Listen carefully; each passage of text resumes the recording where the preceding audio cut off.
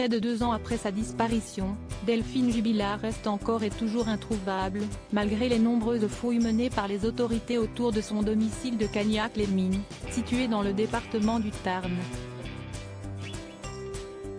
Pour mémoire, cette mère de famille âgée de 33 ans s'est volatilisée dans la nuit du 15 au 16 décembre 2020. Durant leurs investigations, les enquêteurs se sont tournés vers le mari de l'infirmière, Cédric Jubilard, avec qui elle était en instance de divorce juste avant de disparaître.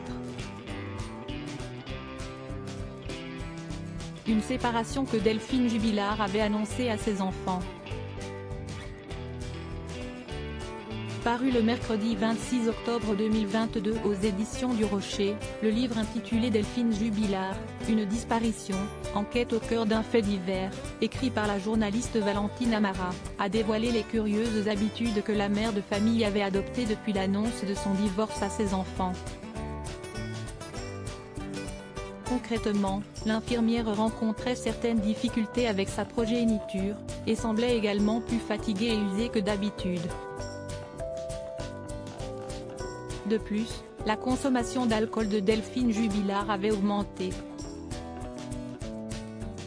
Elle buvait un peu plus ces derniers temps.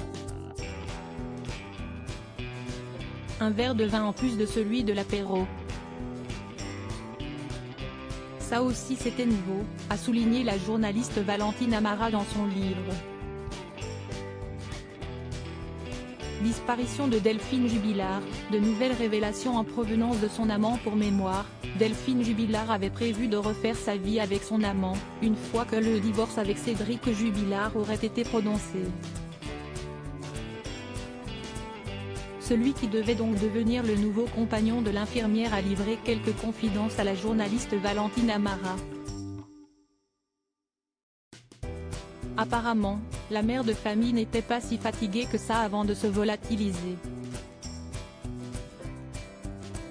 Jean, l'amant de Delphine, dont le prénom a été modifié, note de la rédaction, explique en substance que, selon lui, il est impossible que Delphine soit partie promener les chiens ce soir-là, a écrit la reporter du Point dans son ouvrage. De plus, l'amant de Delphine Jubilard lui a assuré qu'elle était même dans une forme olympique lorsqu'il communiquait avant sa disparition.